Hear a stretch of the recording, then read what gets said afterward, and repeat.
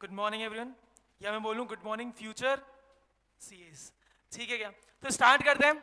तो what I will be teaching you paper number 4 completely. Now what is paper number 4? पता है क्या क्या है पेपर 4? किस किस को पता है? अच्छा, ये सब तो पता है ना किसके अंदर क्या है क्या नहीं, ये सब तो ठीक है, थोड़ा बहुत तो आइडिया है। तो paper 4 is in two parts, economics and business commercial knowledge, ठीक है। ये 60 मार्क्स का, ये 40 मार्क्स का।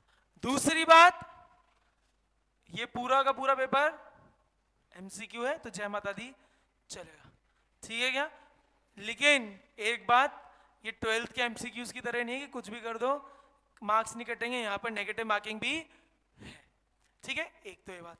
अब ये पेपर एक ऐसा पेपर है सीए फाउंडेशन के अंदर जो आपको पास करने के लिए रखा है, जो आपको पास करने के लिए रखा है। तो पास करने के लिए रखा है मतलब ये एक ऐसा पेपर है जहां पर आपको 90 के ऊपर स्कोर करना है। अगर क्रिकेट देखते हो तो जैसे वांगखड़े और चिन्ना स्वामी का जो पिच है ना, जहां पे बैटिंग करते तो 200 रन बनते ही बनते हैं, तो ये वो वाला पिच है एक तरीके से। तो ये आपको उस तरीके से प्रिपेयर करना पड़ेगा। It is obviously the easiest of all the 4 papers, लेकिन ये ऐसा पेपर है अगर आपको मैथ्स नहीं आती या आती है तो थोड़ी वीक है, या कोई भी सब्जेक्ट वीक है, क्योंकि यहाँ पे जनरली बच्चे को सीए के अंदर 2 पेपर में दिक्कत पड़ता है। One is the law paper, क्योंकि वो पहली बार हम लॉ पढ़ रहे हैं, और the third paper that is QA, जहाँ पे मैथ्स, स्टैट्स और एलआर आती है, जनरली दिक्कत पड़ती है।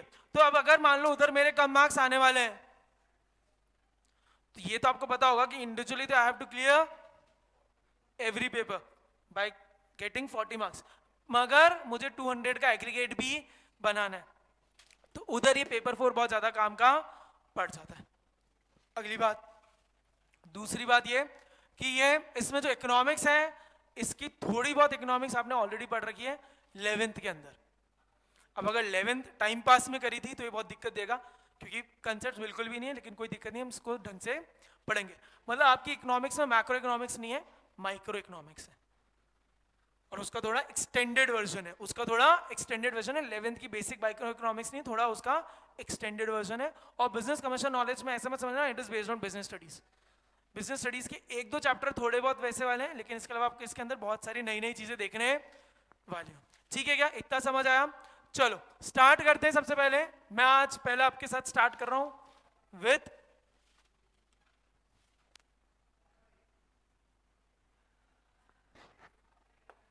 Business commercial knowledge. Business commercial knowledge, जिसको प्यार से क्या बोलते हैं? ये मैंने नहीं रखा है नाम, ये ऐसा नहीं नाम रखा है, ठीक है। अब सबसे पहली बात, सब्जेक्ट का नाम जो है पहले उसको समझते हैं क्या है। बिजनेस मतलब, ये वन वर्ड में आंसर मत करना, जिसको आता है रेज हैंड करिए, बताइए बिजनेस से आप क्या समझते हैं? यार ऐसे मत करो, तुम्हारे 11th-12th में एक सब्जेक्ट था, माना तुम वो नहीं पढ़ते थे, लेकिन सब्जेक्ट तो था बिजनेस स्टडीज। बिजनेस मतलब रचित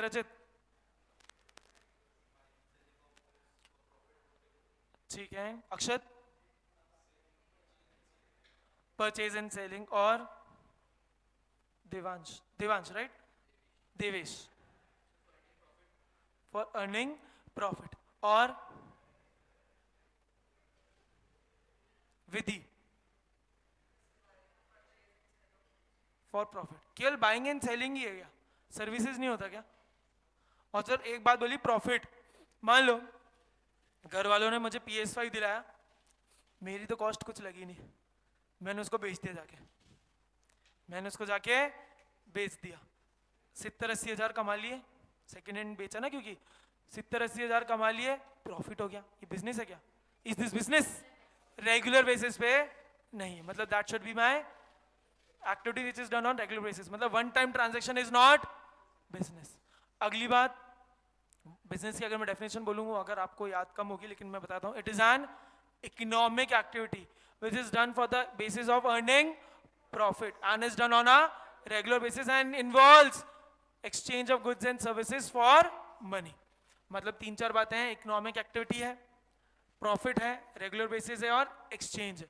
इकोनॉमिक एक्टिविटी क्या होती है? इकोनॉमिक एक्टिविटी क्या होती है? मनी से रिलेटेड इकोनॉमिक एक्टिविटी। मतलब पापा ने मुझे पॉकेट मनी दी, तो क्या ये इकोनॉमिक एक्टिविटी है? मनी से तो रिलेटेड है। खुशी?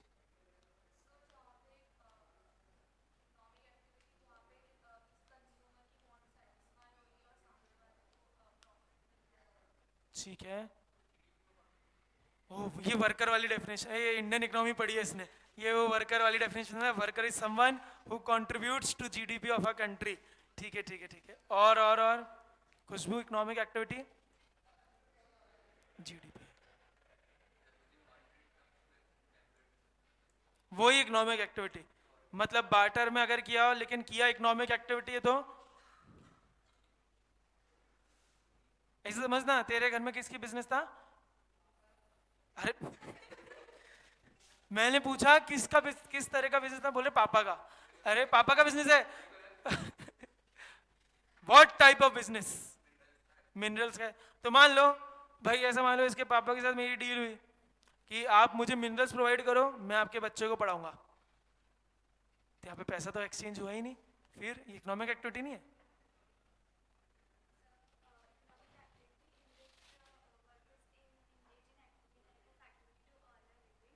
Any type of activity. ठीक है, इसमें सारी बातें बोल दी। इकोनॉमिक एक्टिविटी बेसिक वो एक्टिविटी होती है विच is done for the earning of earning livelihood. Livelihood मतलब प्रॉफिट, जिससे घर चलेगा, वो होता है बिजनेस। तो हमें समझ आया बिजनेस ये होता है। अगली बात आई, एक है नॉलेज। नॉलेज मतलब जो बेसिक नॉलेज होती है। बेसिक नॉलेज क्या होती है? नॉलेज मतलब information to know something. Sorry, अरे इंग्लिश आती है मुझे, तो हिंदी में क्यों बता रही है? बेइज्जती कर रही है कि अच्छा आपको इंग्लिश में समझ नहीं आया, आप स्टीफन्स वाले हो, आपको इंग्लिश में नहीं आएगा, मैं हिंदी में बताती हूँ। है सेंट मेरीज के हो तो रहने दो, कैंसल। नॉलेज ना नहीं, I know English, I understand English. ठीक है, हाँ जी। नॉलेज नॉलेज शुभम ज्ञान। सबसे सही बात बोले तो नॉलेज इज ज्ञान। ठीक है क्या? और to know something clearly about anything, right. अब बिजनेस तो समझ आया हमें क्या होता है, नॉलेज हमें समझ आया, ज्ञान। अगला वर्ड आया कमर्शियल। मतलब कमर्शियल मतलब कमर्शियल मतलब लार्ज स्केल पे, उसको हम करते हैं कमर्शियल लेवल पे। तो अगर मैं तीनों चीजों को एक साथ जोड़ूं तो ये सब्जेक्ट आपको क्या बताने वाला है? ये सब्जेक्ट आपको बताने वाला है what knowledge you require to run your business on a commercial level. That is business commercial knowledge. और इसलिए ये 11th-12th की बिजनेस स्टडीज नहीं है। ठीक है क्या? कि वहां पे कोई भी कमर्शियल लेवल वाली बात नहीं थी ना। व्हाट इज कमर्शियल, आप समझिए, इसको हम एक मूवी के एग्जांपल समझते हैं। कमर्शियल दो तरह की मूवीज होती हैं, एक तो होती है इंडी सिनेमा जिसको कहते हैं, इंडी सिनेमा, और एक कमर्शियल मूवीज। इंडी सिनेमा मतलब जैसे आपने अगर देखी हो पिक्चर मसान। मसान देखी है किसी ने? मसान वो पिक्चर है जब विक्की कौशल लड़कियों का फेवरेट नहीं हुआ करता था, मतलब वो अच्छा नहीं दिखता था, पैसे आए उसके बाद अच्छा दिखने लगा। इसका मीम तुमने जरूर देखा होगा मसान का, ये दुख साला काहे खत्म नहीं होता, वो मसान पिक्चर का ही है। और लंच बॉक्स, इरफान खान की एक पिक्चर थी lunch box. Gangs of Wasseypur जब पहले आई थी तो it was a indie cinema only, वो उसने तब नहीं कमाया था, बाद में कमाया उसने। तो these are what indie cinemas. Now दूसरी बात बोलता हूँ कमर्शियल पिक्चर्स, जैसे कि RRR, सूर्यवंशी, या करण जौहर की पिक्चर है, रोहित शेट्टी की पिक्चर है, राइट, जहां पे हीरो एक कार नहीं दो कार में आ रहा है। यहाँ पे हीरो भी ऐसा है और यहाँ पे हीरो भी वैसा है। तो इधर डिफरेंस क्या है? मेन बजट का, पैसे का। यहाँ पे जो भी पिक्चर है ना, इनकी लोकेशन भी आपको कभी अच्छी नहीं दिखेगी। यहाँ पे देखो, यहाँ पे अगर बच्चा कॉलेज में जा रहा है तो कॉलेज का हाल भी खराब होगा। करण जौहर की पिक्चर में वो कॉलेज जा रहा है तो कॉलेज भी वो लैम्बोर्गिनी में जा रहा है। हाँ ना, student of the year if अगर देखी हो तो है। यहाँ पे हीरोइन है ही नहीं, यहाँ पे बहुत सारी हीरोइंस हैं। या फिर यहाँ पे वो एक्टर्स भी ऐसे हैं, यहाँ पर एक्टर्स भी नेक्स्ट लेवल पे दिख रहे हैं। तो डिफरेंस क्या है बजट का, मतलब यहाँ पे जो पिक्चर्स बन रही है छोटे लेवल पे बन रही है, यहाँ पे पिक्चर्स बन रही है बड़े लेवल पे, इसलिए इसको कमर्शियल सिनेमा भी बोलते हैं। इसलिए इसको कमर्शियल सिनेमा भी बोलते हैं। तो हम इस सब्जेक्ट में यही डिफरेंस है किसका, कमर्शियल का। तो कमर्शियल मतलब लार्ज स्केल। तो ऑब्वियस बात है, अगर आप सीए बन रहे हो तो एक छोटी दुकान संभालने के लिए तो नहीं बन रहे हो, किसके लिए बन रहे हो, कमर्शियल लेवल पे काम करने के लिए। इसलिए सब्जेक्ट का नाम है बिजनेस कमर्शियल नॉलेज। मतलब it will provide you knowledge so that you can run your business on a commercial level और you can take your business to the commercial level. इतना समझ आया सबको, पक्का पक्का।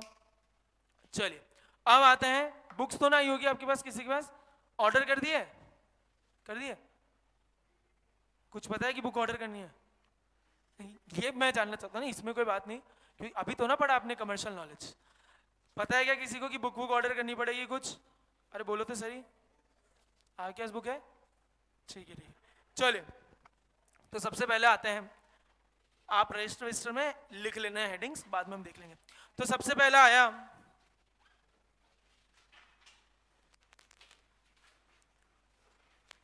Domains of business commercial knowledge, domains of business commercial knowledge. तो पहली बात तो आया,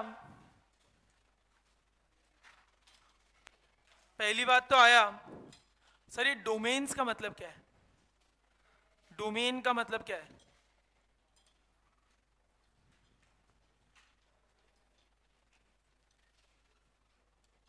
मैथ्स वालों ने पढ़ा होगा ना सेट थ्योरी वगैरह के अंदर डोमेन। मैथ्स वाले कौन कौन है यहाँ पे,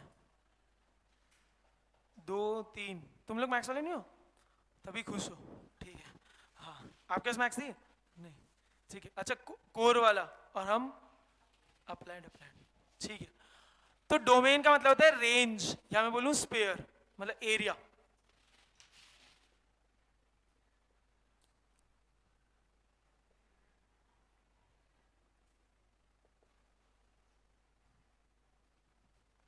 स्पेसिफाइड स्पेयर, हाँ। चलिए तो सबसे पहला आया domain of business commercial knowledge, सबसे पहला आया business commercial knowledge is vast. Vast मतलब बहुत ही बड़ा एरिया है। अब ऐसा क्यों, ऐसा क्यों भाई, एक बात बताओ, कितने तरह के बिजनेसेस हैं, आप उस तरीके से देखो। आप ट्रेडिंग भी कर सकते हो, आप मैन्युफैक्चरिंग भी कर सकते हो, आप सर्विसेज भी प्रोवाइड कर सकते हो। ये तो 3 कैटेगरीज हो गई, है ना। अब इन 3 कैटेगरी में केवल मैं ट्रेडिंग पकड़ लूं, मैं केवल ट्रेडिंग पकड़ लूं, तो ट्रेडिंग भी बहुत तरह की है। अगर मैं एरिया के बेसिस पे डिसाइड करूं तो ट्रेडिंग क्या क्या हो गई, डोमेस्टिक, इंटरनेशनल, डोमेस्टिक और इंटरनेशनल। डोमेस्टिक मतलब when I am trading between India only, जब मैं इंडिया के अंदर ही ट्रेड कर रहा हूं, खरीद रहा हूं, बेच रहा हूं, तो वो क्या हो गया, डोमेस्टिक। अब जब मैं एक कंट्री से ज्यादा मैं ट्रेड कर रहा हूं, it becomes international business, international trade. ये तो केवल ज्योग्राफिकल एरिया पे हुआ। अब इसके अलावा और क्या क्या है, होलसेलर, रिटेलर, होलसेलर रिटेलर हुआ। मेरी बात जल्दी से मुझे बताइए, होलसेलर क्या होता है, रिटेलर क्या होता है, जल्दी से बताइए। होलसेलर, होलसेलर जो बल्क में खरीदता है, होलसेलर। जो रिटेलर जो स्मॉल क्वांटिटीज में खरीदता है और स्मॉल क्वांटिटीज में बेचता भी है। बेसिक सी बात समझिए, एक चॉकलेट वाला होलसेलर है, उधर जाके आप बोलोगे भैया एक डेयरी मिल्क दे दो, तो मन में आपको ऐसी बातें बोलेगा और आप वहां पे खरीदोगे भी नहीं। लेकिन अभी आप एक रिटेलर, एक बाहर प्रोविजन की स्टोर पे जाकर एक च्युइंगम भी मांगोगे ना 1 रुपए की, वो आपको खुशी खुशी दे देगा, ठीक है क्या, because he buys in small quantities and sells also in small quantities. एक तो ये हुआ होलसेलर रिटेलर। और इसके अलावा मैं बिजनेस कर कैसे रहा हूं? आज की तारीख में तो बहुत तरह के बिजनेसेस हो चुके हैं। फिजिकल बिजनेस मतलब स्टोर्स जिसको हम कहते हैं ट्रेडिशनल बिजनेस ऑल्सो, या brick and mortar. Brick and mortar मतलब जैसे ये जहां पे एक जगह है, वॉल्स हैं, फिजिकल लोकेशन है, उसको कहेंगे ये, that is brick and mortar traditional business. और ऑनलाइन बिजनेस जो आज की तारीख में हो चुका है, आज की तारीख में ये भी हो चुका है। तो ये हुए इतने तरीके करने के। फिर अगर मैं केवल रिटेल ट्रेड पे जाऊं, इसके बाद मैं केवल रिटेल ट्रेड पे जाऊं, मुझे टाइप्स ऑफ रिटेलर बता सकते हो? टाइप्स ऑफ रिटेलर, एक तरह का रिटेल ट्रेड तो ना, तो बहुत तरह के रिटेलर्स हैं।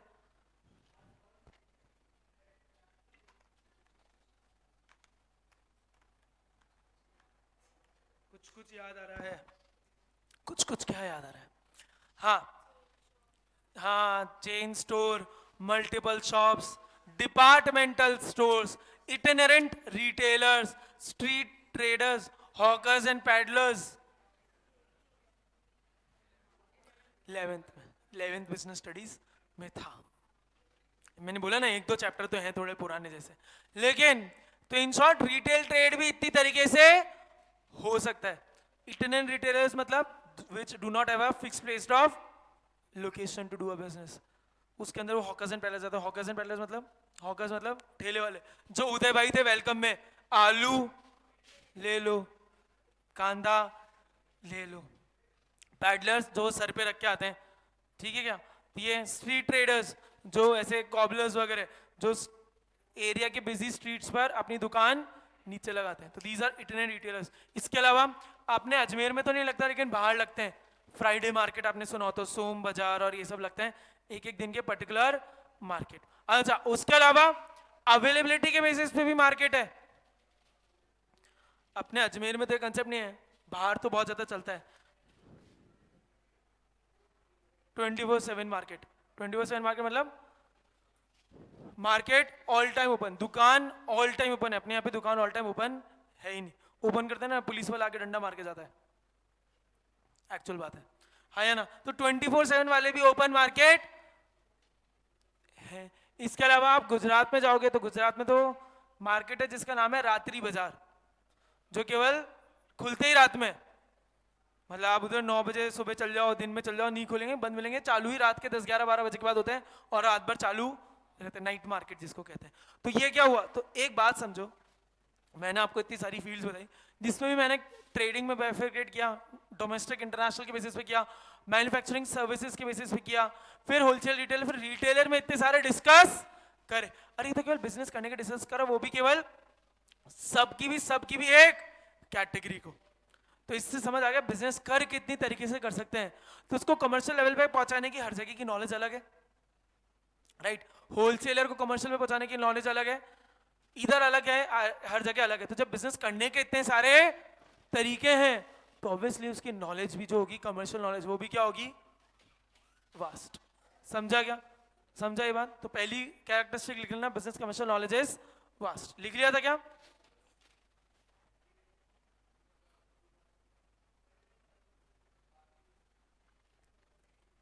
ठीक है।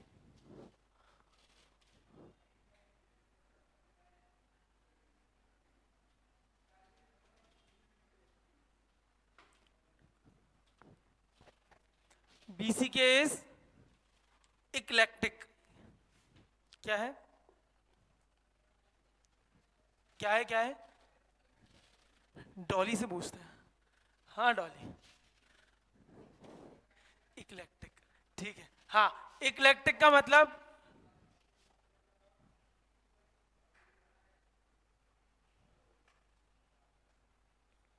Multi disciplinary. मल्टी डिसिप्लिनरी का मतलब यह है कि इसने अपनी नॉलेज अलग अलग बहुत तरह की फील्ड से ली है। मतलब इसकी जो नॉलेज है ये खुद से नहीं आई है, इसने हर जगह से थोड़ी नॉलेज ली है, डिफरेंट फील्ड से भी। समझिए, आप अपने सिलेबस के करिकुलम को देखिए 11वीं 12वीं के लिए, आप क्यों केवल एक सब्जेक्ट नहीं पढ़ते हो? जिससे आपको हर तरह की नॉलेज है।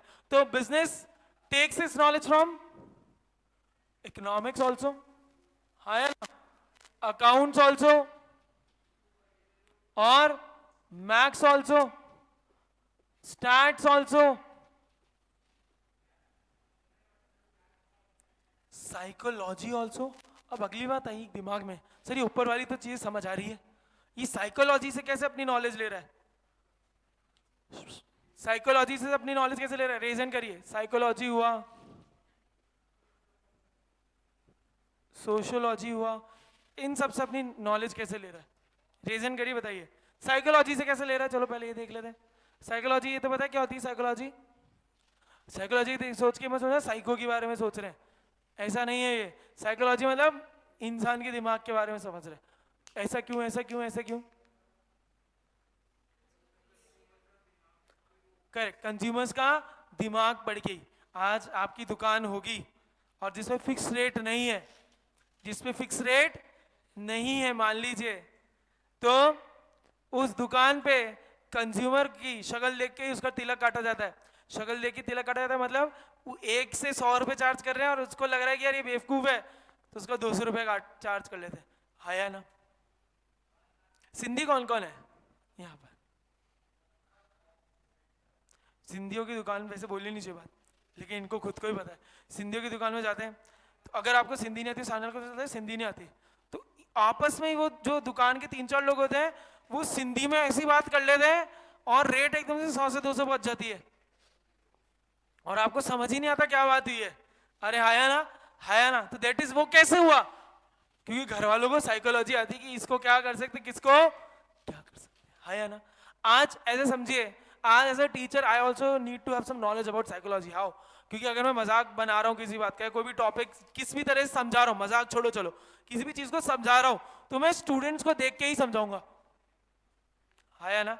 आज जैसे आप 11th क्लास में आते तो 11th क्लास में उसको थोड़ा अलग से समझाता, 12th में थोड़ा अलग से, फाउंडेशन में अलग से, इंटर में पहुंचोगे थोड़ा अलग से, होपफुली, राइट।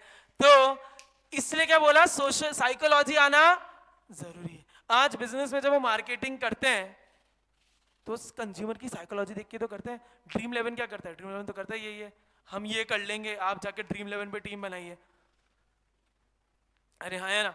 बाकी आप आईपीएल में पिछले साल तक एड्स आते थे क्रेड के, आपको याद हो तो, क्रेड के, तो क्रेड एक क्रेडिट कार्ड कंपनी थी जिसके थ्रू आप अपने पेमेंट्स कर सकते थे, तो उसने भी सारी मार्केटिंग उसी तरीके से करी थी, है ना। तो साइकोलॉजी देखकर ही तो करते हैं। जैसे बेस्ट एग्जांपल देख लीजिए, fair and lovely. Fair and lovely marketing कैसे कर रहा है कि वो जानता है कि जो कंज्यूमर उसको गोरा दिखना है, उसको गोरा दिखना है भाई, फेयर दिखना है, तो ये बोला ये लगाओ 7 दिन में आप गोरे। मार्केटिंग भी ऐसी है क्या, तो वो क्या है, वो कंज्यूमर की साइकोलॉजी को देख के तो हुआ, अरे हाँ है ना। तो इसीलिए साइकोलॉजी आना जरूरी है, एंड सोशियोलॉजी, सोशल नॉर्म्स भी आपको आने जरूरी है। तो अगर ये सब नहीं आया तो आपको दिक्कत हो जाएगी, है ना। वरना आपने कुछ ऐसी चीज कर दी, सोशियोलॉजी नहीं पता, तो आपने उधर के सोसाइटी को हार्म कर दिया या कहीं तरीके से डिसरिस्पेक्ट कर दिया, फिर आपके हाल खराब कर देंगे, फिर आपके हाल खराब कर देंगे सोसाइटी वाले, तो आप बिजनेस से ऐसे आउट हो जाओगे, है ना। तो इसलिए इसलिए क्या बोला, business commercial is why eclectic because it takes knowledge from various fields. समझा ये बात। चलिए अब हम 3-4 वर्ड लिखेंगे और देखेंगे कौन सी फील्ड से है। 3-4 वर्ड लिखेंगे इसी में और देखेंगे कौन सी फील्ड से है, जो बिजनेस कमर्शियल नॉलेज की वोकैबुलरी में है। किस में है वोकैबुलरी, मतलब वोकैबुलरी मतलब आपको बोला होगा ना कि अपनी वोकैब इंक्रीज करो। वोकैबुलरी मतलब जो जो वर्ड्स इनकी मुझे नॉलेज है, राइट। हिंदी में बोलते हैं शब्दकोश, ठीक है। ये देखो मेरी हिंदी खराब है, लेकिन जहां जहां मुझे हिंदी आती है वहां मैं फ्लेक्स मारता हूं, ठीक है। वोकैबुलरी, ओरिजिनल डिसिप्लिन और उसका मतलब, ठीक है। वर्ड है स्ट्रैटेजी, वर्ड है स्ट्रैटेजी, और ये आया है मिलिट्री से। ये आया है कहां से, मिलिट्री। तो आप समझिए स्ट्रेटेजी तो आपने देखा होगा ना, बिजनेस के अंदर वर्ड यूज हुआ जाता है, तो ये वर्ड आया कहां से है? मिलिट्री से। अब समझो बिजनेस जो है वो मिलिट्री में से भी वर्ड उठा रहा है, मतलब मिलिट्री से भी इसने एक वर्ड उठाया। अब पहली बात तो मुझे बताइए स्ट्रेटेजी मतलब क्या होता है? स्ट्रेटेजी नॉर्मल मतलब वो बिजनेस स्टडीज वाला स्ट्रेटेजी मत बताना। What do you understand by the word strategy? Normal plan है, ठीक है, और मेथड्स।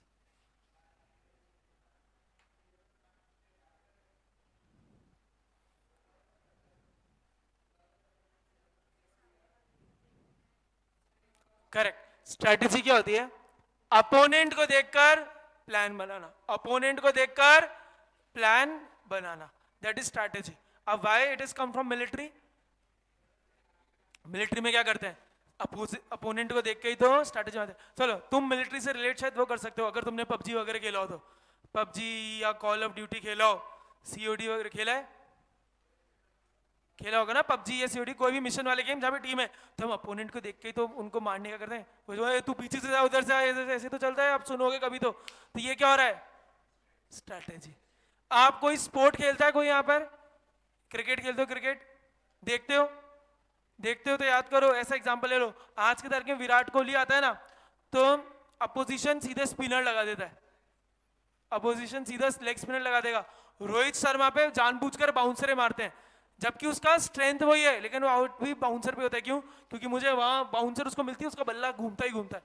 अब वो एक बार तो मिस हिट करेगा करेगा। सिमिलरली पहले जब सुरेश रैना आता था तो उसके लिए भी बाउंसर मारते थे, उसको तो खेल ही नहीं आती थी बाउंसर। तो ये क्या हुआ? स्ट्रैटेजी।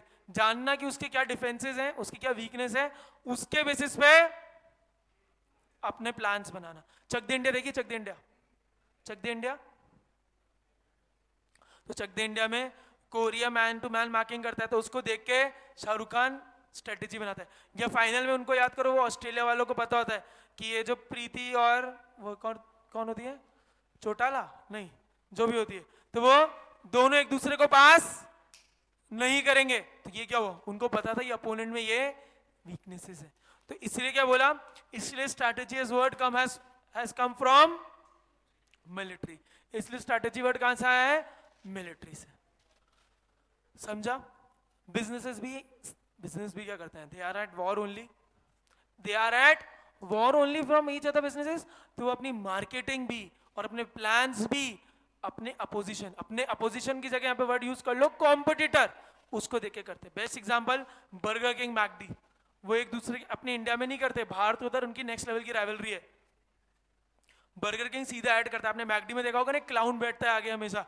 मैकडी में जाओगे तो पहली बार गए होंगे तो फोटो भी चाहिए होगी उसके साथ, है ना? मैंने तो खिंचाई थी जब मैं पहली बार गया था, छोटा था जब। तो बर्गर किंग बाहर सीधा क्या मार्केटिंग करता है? Why eat with a clown when you can eat with the king? This is what strategy, direct rivalry. Airtel Jio, तो एयरटेल नहीं करता था सबको ट्राई कर लो फिर सबसे बेस्ट को चुनो, ट्राई कर लो सबसे बेस्ट को चुनो, खुद को ही बोल रहा है फिर भी, और उसका सीधा क्या है? एयरटेल जियो, सॉरी। अब आईपीएल देखा है कल? कल आईपीएल देखा किसी ने? आईपीएल देखा किसी ने? टीवी पे नहीं, जियो सिनेमा पे किसने देखा? जियो सिनेमा पे देखा। अब सुनो एक बात, कल का ही इंसिडेंट बता रहा हूँ कि किस लेवल पे मार्केटिंग करी जाती है आज की तारीख में। आप सबको शायद पता होगा, आईपीएल टीवी पे तो स्टार स्पोर्ट्स पे आता है, और स्टार स्पोर्ट्स की राइट्स दे रखी थी उसने किसको? डिजिटल के लिए हॉटस्टार को, जो स्टार स्पोर्ट्स का ही है, जो स्टार स्पोर्ट्स का ही है, ठीक है, हॉटस्टार को। इस साल क्या हो चुका है? टीवी पे तो स्टार पे ही आ रहा है, और ऑनलाइन किसके पास जा चुका है? जियो के पास। ऑनलाइन किसके पास जा चुका है? जियो पे। जियो ने कल कैसी मार्केटिंग करी है आपको एड्स में देखा है आपने? एक फोटो डाली है जिसमें चांद है और पीछे तारे हैं, और दूसरी फोटो डाली है जिसमें केवल चांद है, तारे हटा दिए। डायरेक्ट हिट किया किसको? स्टार स्पोर्ट्स को। More clarity by removing the entrances, सीधा हॉटस्टार पे ऐसा अटैक किया। समझे क्यों? पहले हॉटस्टार बोले तो स्टार, तो एक फोटो डाली जिसमें स्टार स्टार डाला और मून डाला, अगली फोटो में डाला मोर क्लैरिटी, केवल मून, स्टार हटा दिया कि फालतू चीजें हमने हटा दी। दूसरी एक और मीम डाला उन्होंने गाना गाते हुए, वो गाना ना, तुम्हें जमी पे बुलाया किसी ने तारों से, ऐसा कुछ गाना है, तो वो गाना डाला स्टार स्पोर्ट्स के अगेंस्ट। ऐसा। तो this is what strategy, this is what military है ना। ये चीज जब जियो आया था तब एयरटेल वगैरह सबने करी थी, जियो फ्री में दे रहा था इफ यू रिमेंबर। तो एयरटेल वगैरह सबने मिलकर डिसाइड कर दिया था कि जियो से जो फोन आएंगे उठाएंगे ही नहीं। तब ऐसा हुआ था सिम फ्री में थी तो जियो से कॉल ही नहीं लगते थे दूसरी सिम्स पे स्टार्टिंग में। फिर मुकेश अंबानी ने आके स्टेटमेंट बोला था कि अपने हाथ में रहो वरना मैं इस पे आ गया तो फिर तुम नहीं बचोगे। फिर उन लोगों ने कॉल उठाने चालू किए थे। ये एक्चुअल हुआ था, दूसरे प्लेटफॉर्म्स के कॉल उठाने बंद होते, जियो से केवल जियो पे कॉल लग रहा था। तो समझ आया? तो बिजनेसेस ऐसे वर्क करते हैं, राइट। आपके घर में भी अगर राइवल बिजनेसेस होंगे तो वो भी ऐसे वर्क करेंगे, हाँ या ना। चलिए दूसरा एक वर्ड आया लॉजिस्टिक्स, वो भी आया है कहां से? मिलिट्री से। तो पहले तो मैं जानना चाहूंगा आप लॉजिस्टिक्स से क्या समझते हैं? आप लॉजिस्टिक्स से क्या समझते हैं? लॉजिस्टिक्स ये मत सोचना लॉजिक है कुछ बात में या ऐसा कुछ, लॉजिस्टिक्स कोई आइडिया, कोई आइडिया? ये वर्ड पहली बार सुना है क्या? सुना होगा ना लॉजिस्टिक्स तो कितनी बार। ट्राई कर लो, क्या दिक्कत है? तुम्हारी आवाज तो आ भी नहीं रही रिकॉर्डिंग में।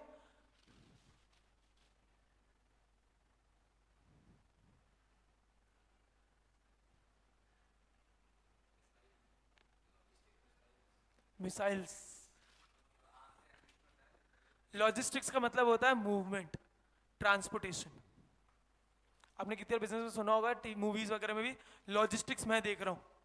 ये आप किसी शादी वादी में जाओगे ना, कोई बड़े इवेंट मैनेजमेंट की कंपनी होगी तो उसमें होता है एक डिपार्टमेंट होता है लॉजिस्टिक्स, जो सारा मूवमेंट देखता है इधर से उधर का, रॉ मटेरियल का, फिनिश गुड का, ये सारे जो मूवमेंट वाला एरिया है दैट कम्स अंडर लॉजिस्टिक्स। अब लॉजिस्टिक्स भी कहां से आया? मिलिट्री से। Why the word military? क्योंकि मिलिट्री के अंदर जो ट्रूप्स होते हैं, ट्रूप्स मतलब आर्मी, आर्मी को एक जगह पहुंचाना पड़ता है वॉर के लिए, फिर उनके पास सप्लाईज भी पहुंचानी पड़ती है। सप्लाईज मतलब ऐसा तो नहीं कि वो जाते हैं कि पिकनिक पे जा रहे हैं एक दिन, तो भाई वो तो बहुत से टाइम के लिए रहते हैं, फिर हो सकता है वॉर एक्सटेंड हो जाए या उनका जो भी एरिया ऑफ ऑपरेशन था वो एक्सटेंड हो जाए, तो वहां तक वापस, वहां पर वापस रॉ मटेरियल सप्लाई करना पड़ेगा, सप्लाई करनी पड़ेगी, है या ना। दूसरा वापस उनको लेकर आना होता है, तो that is also logistics, that is also logistics. Supplies का एग्जाम्पल देता हूं, आप लोग हिमाचल गए हो कभी? कोई गया हिमाचल? तो मैं पहले बताता हूँ हिमाचल, क्योंकि जितना पहाड़ों में ऊपर जाते जाओगे ऑब्वियस बात है रोड खराब होती जाएगी, रोड खराब होती जाएगी। और आर्मी ज्यादातर किधर सिचुएटेड है? सबसे ऊपर जम्मू कश्मीर वाले में, श्रीनगर वाले एरिया में, या जम्मू में आगे लेह लद्दाख। अब वहां तो रोड और खराब है, तो उसके लिए मोदी जी ने इतनी बड़ी रोड कर दी है जिसकी हद नहीं। ये मुझे भी पता चला क्योंकि मैं भी 4-5 साल पहले मैं मनाली गया था, तब वहां पहुंचने में हाल खराब हो गया था क्योंकि रोड खराब थी। अभी उधर उन्होंने मनाली से लेके पूरा लद्दाख तक 8 वे वाला एक्सप्रेसवे बना दिया है। क्यों बनाया है? उसका रीजन टूरिस्ट नहीं है, उसका रीजन है आर्मी, कि आज कभी भी वॉर हो जाए तो एकदम से वहां पे ट्रूप्स भी पहुंच जाए, सप्लाईज भी पहुंच जाए। तो अब एक बात आई, सर ये लॉजिस्टिक्स बिजनेस में क्यों? तो बिजनेस में इसलिए क्योंकि बिजनेस के अंदर रॉ मटेरियल आता है और रॉ मटेरियल के साथ फिनिश गुड भी जाता है। ये मान लो क्या है, मेरी फैक्ट्री, ठीक है, ये क्या है? मेरी फैक्ट्री, ठीक है क्या? अब मेरी फैक्ट्री के अंदर रॉ मटेरियल कहीं से आएगा, आया ना, और मेरी फैक्ट्री में फिनिश गुड बन गया, ये फिनिश गुड है, तो ये कहीं सेल होने के लिए जाएगा। ये मेरी फैक्ट्री है तो रॉ मटेरियल कहीं से आएगा और फिनिश गुड कहीं जाएगा। तो ये जो रॉ मटेरियल आएगा इसको हम कहेंगे इनबाउंड लॉजिस्टिक्स, इसको हम कहेंगे इनबाउंड लॉजिस्टिक्स, इसको हम क्या बोलेंगे? Inbound logistics. और ये फिनिश गुड जो बाहर गया कस्टमर के पास या ट्रेडर्स के पास, इसको हम कहते हैं आउटबाउंड लॉजिस्टिक्स, इसको हम क्या कहते हैं? Outbound logistics. ये वाली चीज कॉपी कर लेना कि रॉ मटेरियल जो फैक्ट्री के अंदर जा रहा है, बिजनेस के अंदर आ रहा है, उस लॉजिस्टिक्स को हम कहते हैं इनबाउंड लॉजिस्टिक्स। जो और जो फैक्ट्री से बाहर जा रहा है उसको हम कहेंगे आउटबाउंड लॉजिस्टिक्स, उसको हम कहेंगे क्या? Outbound logistics. समझा क्या?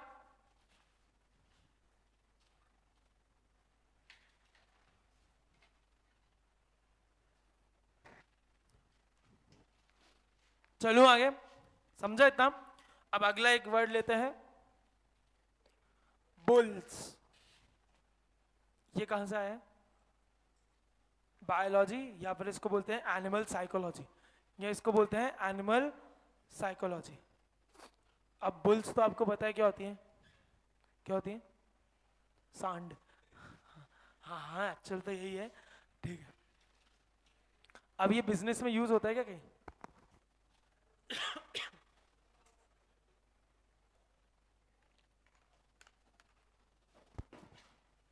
क्या ये बिजनेस में यूज होता है कहीं?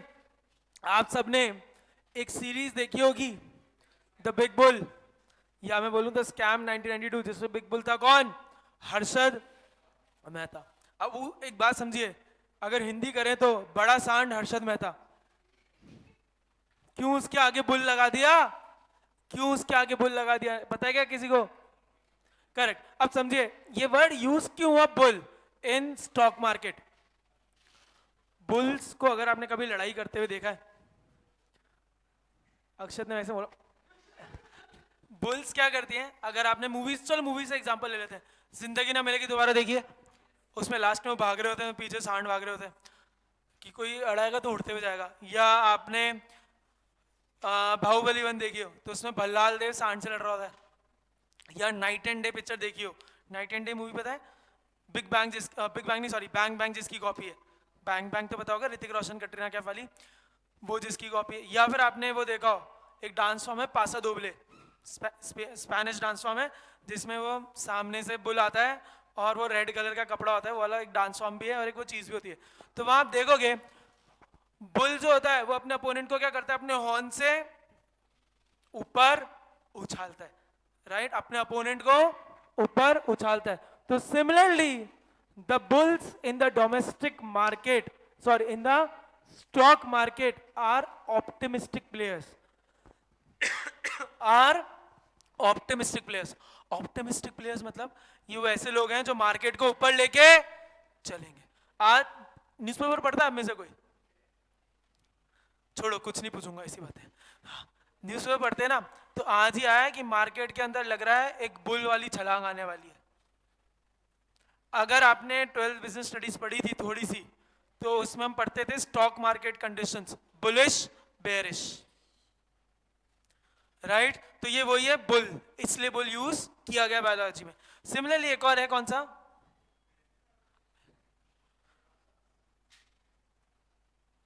ये भी कहां से आया है? बायोलॉजिक्स। अब बेयर बोले तो भालू।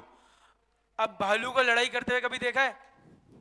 एक पिक्चर है दी रेवेनेंट, पिक्चर है कौन सी? रेवेनेंट। उसका ऑस्कर मिला था किसको? लियोनार्डो दी कैप्रियो को। लियोनार्डो दी कैप्रियो जानते हो, टाइटैनिक वाला हीरो? नहीं जानते लियोनार्डो दी कैप्रियो को? नहीं जानते, कोई बात नहीं, छोड़ो। ऐसा समझ लो टाइटैनिक वाला हीरो, वो तो जानते हो कि टाइटैनिक तो सुनी होगी पिक्चर थी एक, तो उसकी पिक्चर थी रेवेनेंट, जिसके लिए उसको ऑस्कर मिला बेस्ट एक्टर का। तो उसमें वो जंगल में होता है, पुराने टाइम की पिक्चर है, 200 साल पुराने टाइम से पहले की पिक्चर है। तो उसमें बेयर अटैक हो जाता है, तो भालू ऐसे उछालता नहीं है, भालू अपने पॉज से अपोनेंट को नीचे गिराता है, अपने पॉज से नीचे गिराता है, तो दैट्स व्हाई बेयर। अब बायोलॉजी से कहा है, तो मार्केट के अंदर वो पेसिमिस्टिक प्लेयर्स जो मार्केट को नीचे लेकर जाते हैं, राइट। अगर आपने वो देखी थी हर्षद मेहता स्कैम, तो उसमें वो 3 लोगों का ग्रुप होता है, हाँ, राकेश झुनझुन वाला जिसमें होता था, एक ये दमानी होता है, और एक वो अब्बू मान, क्या नाम था उसका, जो सतीश कौशिक था। तो वो तीनों क्या थे? बेरिश, जो मार्केट को तोड़ते थे और कमाते थे। बेरिश, हिंदी में इनको बोलते हैं मंदेड़ी, क्योंकि ये मंदी लेके आ रहे हैं मार्केट के अंदर, मतलब मार्केट को नीचे लेके आ रहा है रिसेशन के अंदर, राइट। क्या जो अभी हिडनबर्ग ने किया अडानी के साथ, जानबूझ के उसको शॉर्ट करके उसके अगेंस्ट रिपोर्ट निकाली, ठीक है क्या? तो दैट इज व्हाट बेयर्स। तो ये बायोलॉजी में आते हैं। ये कौन है? पेसिमिस्टिक लोग। ये अपने बाइंग प्रेशर से मार्केट को ऊपर लेके जाते हैं, ये अपने सेलिंग प्रेशर से बाइंग मार्केट को नीचे लेके जाते हैं। ये चारों एक बार लिख लो।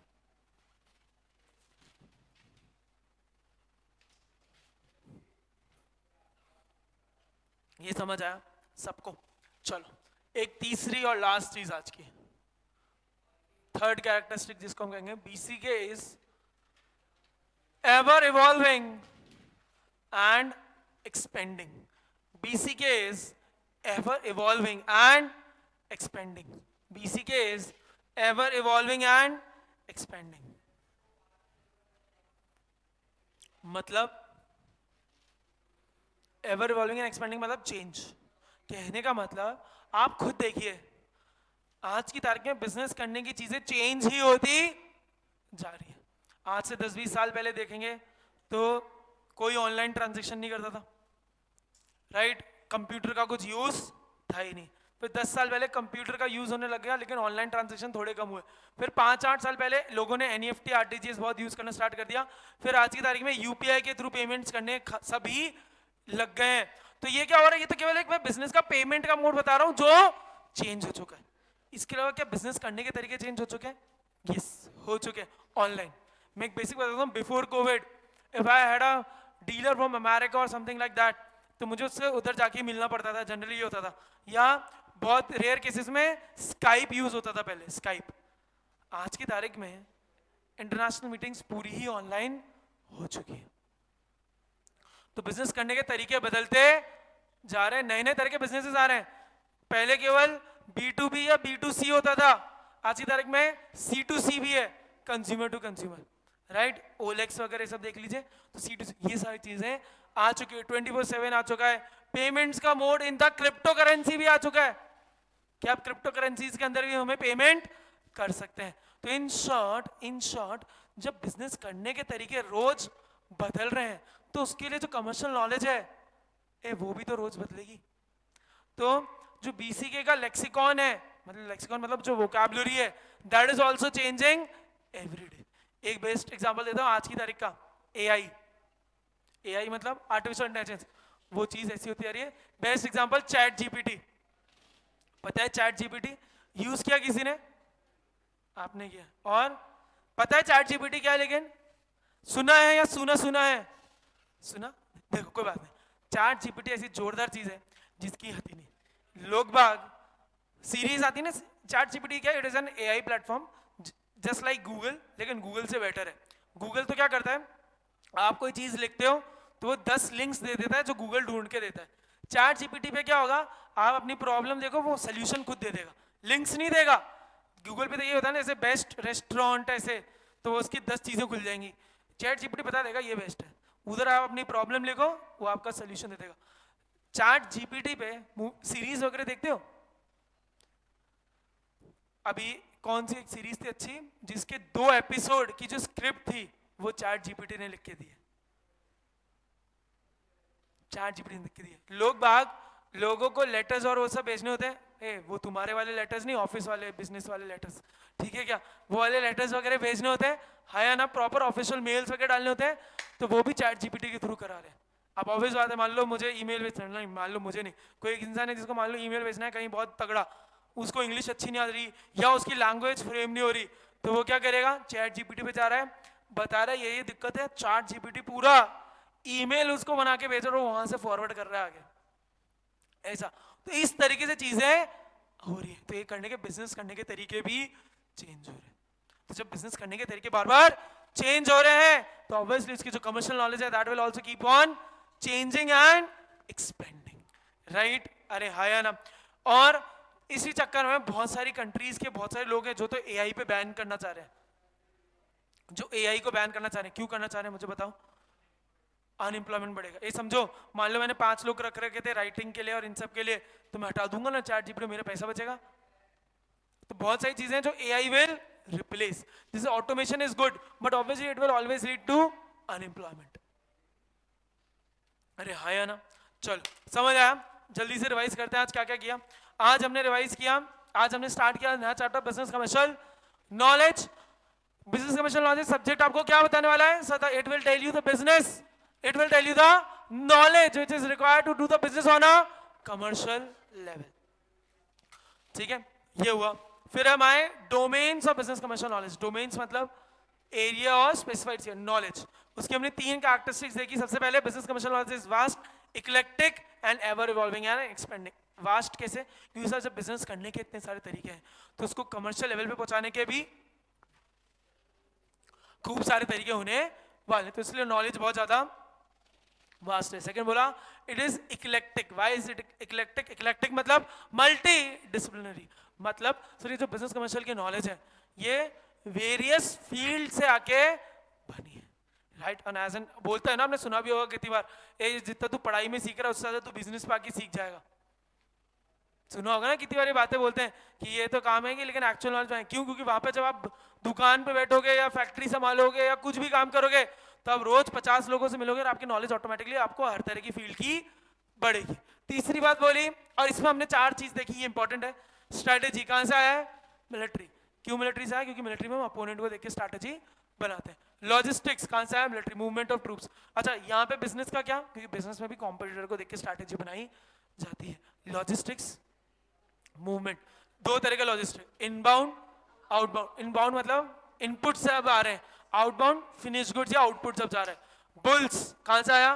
बायोलॉजी। ये ऑप्टिमिस्टिक है पेसिमिस्टिक है? ऑप्टिमिस्टिक, मतलब विद देयर बाइंग प्रेशर वो मार्केट को ऊपर लेके जाते हैं। बेयर्स बोले तो बायोलॉजी, ऑप्टिमिस्टिक है पेसिमिस्टिक? पेसिमिस्टिक, ये मार्केट को नीचे लेके जाते हैं। अगला आया BCK is ever evolving and expanding. Why? क्योंकि बिजनेस करने के रोज नए नए तरीके आ रहे हैं, इवॉल्व होते जा रहे हैं, तो उसको नॉलेज भी बहुत ज्यादा चाहिए। समझा क्या? अरे हाँ या ना? पक्का? चलो आज इतना ही करेंगे, मिलेंगे नेक्स्ट क्लास में। Till then take care, bye bye.